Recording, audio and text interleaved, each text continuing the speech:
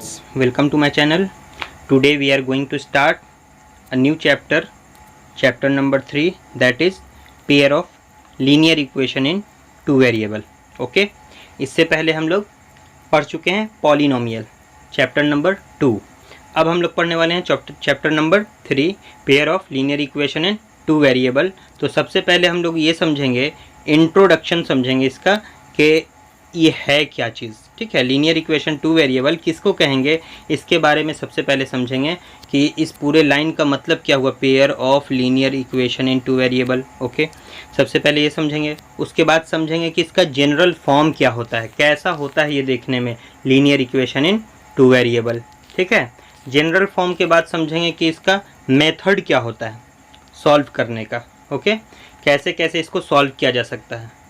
फिर उसका कुछ कंडीशंस देखेंगे और फिर ग्राफिकल रिप्रेजेंटेशन देखेंगे फाइनली, जो कि आपका एक्सरसाइज है, exercise number 3.1. Okay, graphical representation भी हम लोग समझेंगे कि एक इक्वेशन में देख के हम कैसे बता सकते हैं कि ये लीनियर इक्वेशन क्या है, कैसा है. ओके, इसका सॉल्यूशन होगा या नहीं होगा. तो इन सब चीज़ों को समझेंगे हम धीरे धीरे. तो सबसे पहले हम लोग चलते हैं इंट्रोडक्शन की तरफ. ओके, तो हम लोग चलते हैं इसको समझने के लिए बोर्ड पे कि हमको क्या क्या टर्म समझना है पढ़ने से पहले pair of linear equation in two variable. और आज हम लोग देखेंगे सिर्फ एक्सरसाइज 3.1. ओके, तो चलिए चलते हैं बोर्ड पर और समझते हैं एक एक चीज़ को ध्यान से. ओके, चलिए. ओके, तो नाउ अब हम आ चुके हैं अपने बोर्ड पर. ओके, तो हम लोग धीरे धीरे सब चीज़ को समझते हैं. सबसे पहले क्या हेडिंग लिखा हुआ है, pair of linear equation in two variable. इसमें हम लोग क्या क्या सीखेंगे. सबसे पहले इंट्रोडक्शन लेंगे कि ये लाइन का मतलब क्या हुआ. फिर हम लोग देखेंगे क्या जनरल फॉर्म ऑफ इक्वेशन, कि इक्वेशन का जनरल फॉर्म होता क्या है. फिर हम लोग देखेंगे मेथड ऑफ सॉल्यूशन, इसका सॉल्यूशन निकालने का कितना मेथड है. जनरली 2 मेथड होता है, ग्राफिकली और एल्जेब्रिकली. ठीक है, एल्जेब्रिक एक्सप्रेशन से उसका यूज़ करके, ठीक है, मल्टीप्लाई, ऐड, सब्ट्रैक्ट, इन सब का इस्तेमाल करते हैं हम लोग और सॉल्यूशन निकालते हैं. और एक ग्राफ से निकालते हैं. ठीक है, ग्राफ में क्या करते हैं, दोनों इक्वेशन का दो वैल्यू हम लोग फाइंड आउट करते हैं और उसको ग्राफ पे रिप्रेजेंट करते हैं. और जहाँ ग्राफ एक दूसरे को काटता है वो सॉल्यूशन होता है, या कभी नहीं भी काटता है, या कभी एक दूसरे को पूरी तरह से काटता है. वो कंडीशन में देखेंगे. ठीक है, कंडीशन ऑफ सॉल्यूशन भी देखना है हमको कि कैसा कैसा कंडीशन होता है इसको सॉल्व करने का. फिर ग्राफिकल रिप्रेजेंटेशन हम लोग फाइनली देखेंगे. तो इसमें क्या क्या होता है, अलजेब्रिक एक्सप्रेशन में भी कई तरह से सॉल्यूशन होता है. एक क्या है आपका सब्स्टिट्यूशन मेथड. सबसे पहला मेथड आपके बुक में जो आएगा वो यही आएगा. लीनियर इक्वेशन टू वेरिएबल को सॉल्व करने के लिए सबसे पहला मेथड क्या आएगा, सब्स्टिट्यूशन मेथड. उसके बाद आएगा एलिमिनेशन मेथड. उसके बाद आएगा क्रॉस मल्टीप्लिकेशन मेथड. और 2 मेथड और होता है, डिसाइडिंग रेशियो मेथड और कंपैरिजन मेथड. ये दोनों आपके बुक में यहाँ पे एनसीईआरटी में नहीं है. ठीक है, पहले ये हुआ करता था, आर.एस. अग्रवाल में हुआ करता था, तो ये हम लोग पढ़ते थे. अभी फ़िलहाल ये नहीं है. तो नहीं है, तो अगर आपको जानना है तो बता देंगे, और नहीं तो इसको फिर छोड़ के चलेंगे. मेन इन तीनों पे हमको फोकस करना है. और सबसे ज़्यादा फोकस जो करना है वो एलिमिनेशन मेथड पे करना है. सबसे आसान और सबसे ज़्यादा काम आने वाला मेथड जो है हमारा एलिमिनेशन मेथड है. इसी को हम लोग को अच्छे से सीखना होगा और हर क्वेश्चन, ज़्यादातर क्वेश्चन इसी मेथड से हमारा बनेगा. ठीक है, तो ये बात तो हम लोग बाद में करेंगे. आज हम लोग इंट्रोडक्शन क्लास है, तो इंट्रोडक्शन लेते हैं, जनरल फॉर्म ऑफ इक्वेशन देखते हैं. उसके बाद क्या आपका 3.1 में है वो देखते हैं. ओके, ये आगे की क्लासेस में हम क्या क्या बताएंगे वो आपको अभी ओवरव्यू दे दिया है. ओके, तो सबसे पहले आज देखते हैं introduction, pair of linear equation two variable है क्या. ओके, सबसे पहले हम लोग इस बात पर डिस्कशन करते हैं कि ये मतलब क्या हुआ. पेयर का मतलब आपको पता है, पेयर का मतलब होता है जोड़ा. जोड़ा मतलब 2. 2 यहाँ पे होगा. क्या 2 होगा, आगे पढ़ते हैं. लीनियर, लीनियर का मतलब होता है 1 पावर. 1 पावर का मतलब होता है लीनियर. ओके, इक्वेशन का क्या मतलब होता है, जिसमें बीच में बराबर का निशान हो और इधर भी कुछ वैल्यू हो, इधर भी कुछ वैल्यू हो, उसको बोलते हैं हम लोग इक्वेशन. 2 का मतलब क्या हो गया, 2. 2 का मतलब 2, जैसे यहाँ पेयर मतलब 2. वेरिएबल किसको बोलते हैं, एक्स, वाई, जेड, etc. इस तरह का जो वैल्यू होता है, कभी कभी एस या टी या फिर यू या फिर वी, इन सब का भी इस्तेमाल होता है एज अ वेरिएबल. ओके, ये सब क्या है आपका वेरिएबल का एग्जांपल है. कांस्टेंट क्या होता है, कांस्टेंट का मतलब होता है जैसे कोई नंबर 1 2 3 4 5 etc इस तरह का नंबर, या फिर इसी के जगह पे एक टर्म इस्तेमाल होता है कांस्टेंट में, a या b या c या d या e या f, इस तरह का वैल्यू इस्तेमाल होता है किसमें, कांस्टेंट टर्म को शो करने के लिए। अब ये पेयर ऑफ लीनियर इक्वेशन किस फॉर्म में होता है, तो एक वन वेरिएबल का इक्वेशन आपको दिखा देते हैं। ये फॉर्म होता है ax plus by plus c। तो इसमें होता क्या है, कुछ वेरिएबल टर्म होता है और कुछ कांस्टेंट टर्म होता है। टू वेरिएबल क्यों कहा गया, क्योंकि यहाँ एक वेरिएबल x है, दूसरा वेरिएबल y है, तो ये कहलाएगा टू वेरिएबल। वेरिएबल क्यों कहते हैं, क्योंकि ये वैल्यू बदलता रहता है हमेशा, और इसको किसी ना किसी चीज़ के बराबर करेंगे तब ये क्या बनेगा, इक्वेशन बनेगा। ओके, जैसे हम कहीं पे अगर लिखते हैं x प्लस वाई बराबर 10, तो हम लोग x का वैल्यू अगर 1 डालते हैं तो y को 9 रखना पड़ेगा, तब जाके 10 आएगा। अगर x को 2 डालते हैं तो y को 8, 3 डालते हैं तो y को 7, इसी तरह से हज़ारों वैल्यू हो सकता है x और y का। तो ये वेरी करता रहता है, वेरी करता रहता है, वेरी का मतलब बदलता रहता है, तो इसलिए हम इसको क्या बोलते हैं, वेरिएबल। तो हम लोग पूरा इक्वेशन इसी फॉर्म में पढ़ने वाले हैं, ax plus by plus c is equal to 0। ये वन इक्वेशन है तो इसलिए इस फॉर्म में लिखा गया। अब हम लोग देखते हैं जनरल फॉर्म ऑफ इक्वेशन, किसका, linear equation in two variable का पेयर में देखते हैं। पेयर में इक्वेशन किस तरह से जनरल फॉर्म में होता है और कुछ इसका एग्जांपल्स देखेंगे। ओके, चलिए देखते हैं। हम लोग देखते हैं जनरल फॉर्म किसका, pair of linear equation in two variable. तो ये जनरल फॉर्म होता कैसा है, तो इक्वेशन में सबसे पहले आपका लिखा रहेगा a1x plus b1y plus c1 is equal to 0, ये इक्वेशन नंबर फर्स्ट कहलाएगा। उसके बाद क्या रहेगा, a2x plus b2y plus c2 is equal to 0, ये हो जाएगा इक्वेशन नंबर सेकंड। ये दो इक्वेशन मिलके आपका एक सवाल बनेगा, एक क्वेश्चन बनेगा। ठीक है, ये क्यों बताया गया, a1 b1 c1 a2 b2 c2, ये जनरल फॉर्म है। इसके ऊपर कुछ कंडीशंस आता है सॉल्यूशन का, वो आगे चल के हम बताएंगे। फिलहाल ये समझ लीजिए कि अगर दो इक्वेशन दिया हुआ है तो फर्स्ट इक्वेशन में जो x के साथ मल्टीप्लाई है उसको हम लोग a1 बोलेंगे, फर्स्ट इक्वेशन में जो y के साथ मल्टीप्लाई में है यानी कोएफिशिएंट है उसको b बोलेंगे, और फर्स्ट इक्वेशन में बिना किसी x y के साथ है तो c1 बोलेंगे। ठीक है, उसी तरह से a2 b2 c2 second equation में x y के साथ और कांस्टेंट वैल्यू कहलाएगा। एक एग्जांपल लेते हैं, जैसे कहीं लिखा हुआ है 5x plus 2y plus 3 is equal to 0। एक और इक्वेशन लिखा हुआ है 7x plus 3y plus 5 is equal to 0। ये क्या है, दो लीनियर इक्वेशन है। ठीक है, कौन सा, टू वेरिएबल का, वो भी किसमें, पेयर में। जब भी यहाँ पे इक्वेशन रहेगा, दो इक्वेशन रहेगा एक साथ। ओके, तो ये इक्वेशन नंबर फर्स्ट कहलाएगा, ये इक्वेशन नंबर सेकंड कहलाएगा। तो हम अगर लिखना चाहें कि a1 क्या है यहाँ पे, तो a1 5 है, b1 क्या है, b1 यहाँ पे 2 है, किसी को माइनस में भी ले सकते हैं, माइनस में भी समझने के लिए b है, और c1 क्या कहलाएगा आपका 3 है। फिर a2 क्या है, तो a2 जो सेकेंड इक्वेशन में है 7, b2 क्या है, तो b2 आपका -3 है, और c2 क्या है, वो 5 है। ओके, तो आप यहाँ समझ गए a1 b1 c1 a2 b2 c2 क्या होता है। इक्वेशन को देख के कैसे हम लोग समझेंगे।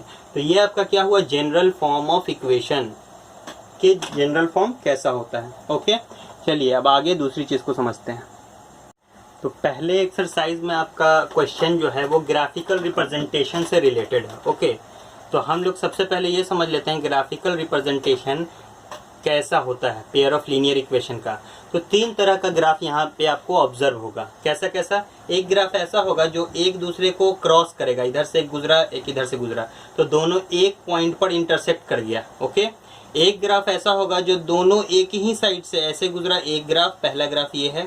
ठीक है, इसी के ऊपर दूसरा ग्राफ भी चलाएगा, सेम समझ में, एक ही ग्राफ के ऊपर दो ग्राफ खिंचा सकता है, ऐसा आ सकता है कंडीशन।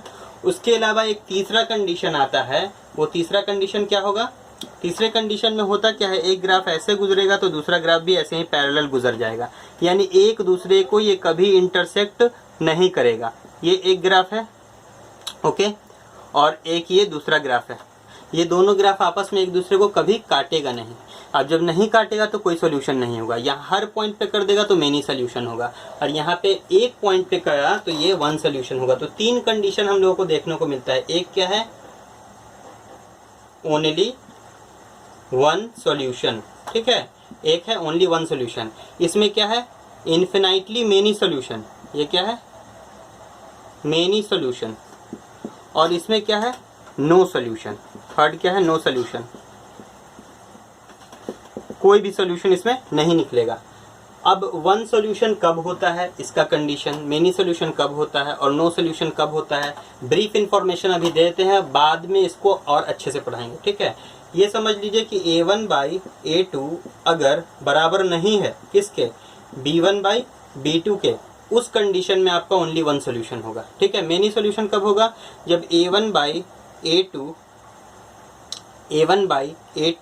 बराबर है B1/B2 के और बराबर है C1/C2 के, तीनों आपस में बराबर है। आपको पता है A1 B1 C1 क्या है, A2 B2 C2 क्या है। ओके, वैसे केस में क्या होगा, मेनी सॉल्यूशन होगा। अब नो सॉल्यूशन कब होगा, जब आपका A1/A2 बराबर हो B1/B2 के और बराबर नहीं हो C1/C2 के, तो ऐसे केस में आपका कोई सॉल्यूशन उसका नहीं निकलेगा।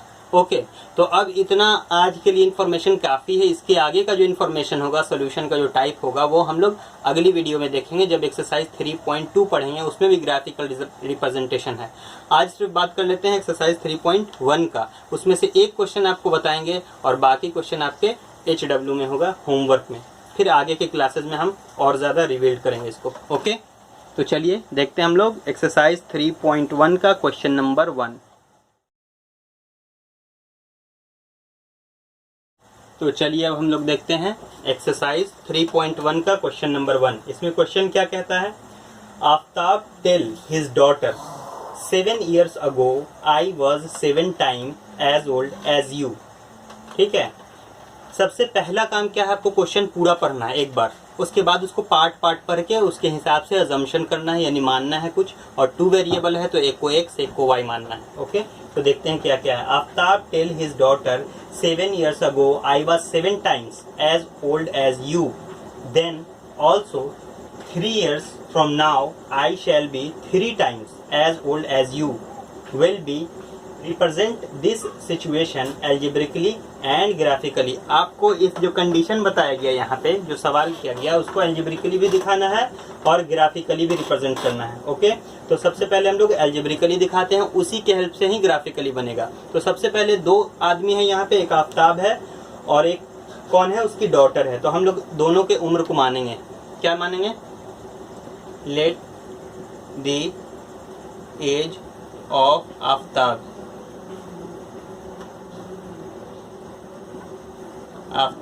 be x years, ठीक है, and the age of his daughter। Okay, तो डॉटर का क्या मान लेंगे हम लोग, y years। ठीक है, दोनों का एज मान लिया। अब क्या बोल रहा है, ईयर 7 years ago, 7 साल पहले। ओके, तो 7 x में से 7 यानी 7 साल पहले की बात है, तो उसके फादर के एज में से 7 साल घटेगा। अब डॉटर है तो उसके एज में से भी 7 साल घटेगा, क्योंकि उम्र का फर्क दोनों पर पड़ता है। अब क्या बोला कि जो फादर है वो डॉटर के एज का कितना गुना हो जाता है, 7 टाइम्स। तो हम लोग 7 किस में मल्टीप्लाई कर देंगे, डॉटर के एज में। जब भी ऐसा बात हो फादर डॉटर का या सन और फादर का, तो हमेशा छोटे वाले में मल्टीप्लाई कर दो, सिंपल सी बात, ज़्यादा सोचने की बात नहीं। हमेशा डॉटर क्या होगी, छोटी होगी। तो अब इसको एक्सप्रेशन बनाते हैं, x - 7 = 7y और -49। अब इधर लाएंगे तो x - 7y = -49 और +7। तो आपका एक्सप्रेशन बन जाएगा x - 7y = 42 -42। ओके, ये इक्वेशन फर्स्ट हो गया।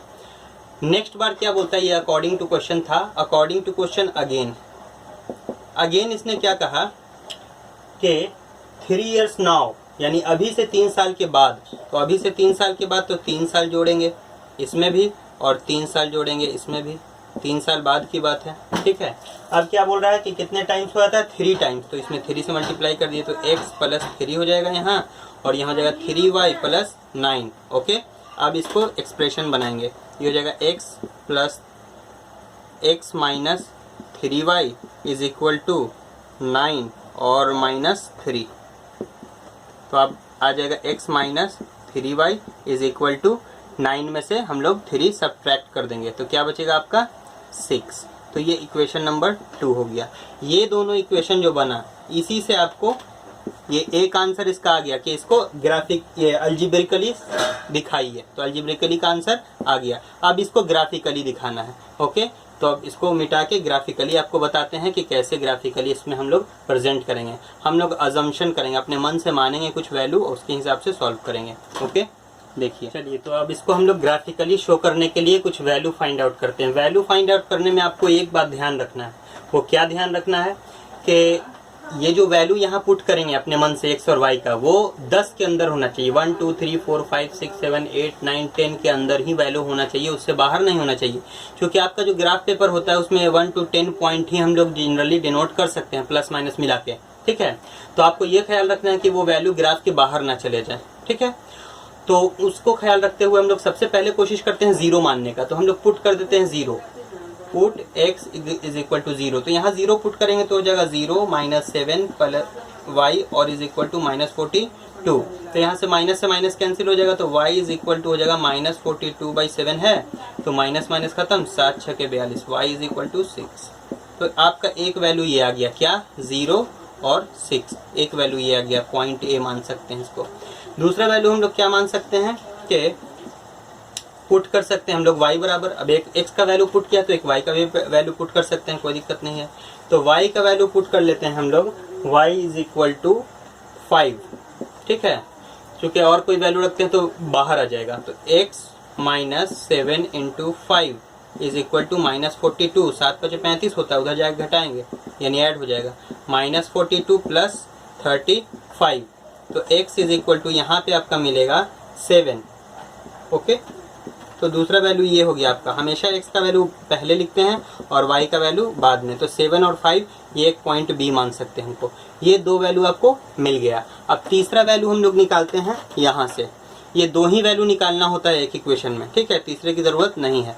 अब यहाँ पुट करते हैं x बराबर 0, put x is equal to 0। तो क्या हो जाएगा, minus 3y is equal to 6।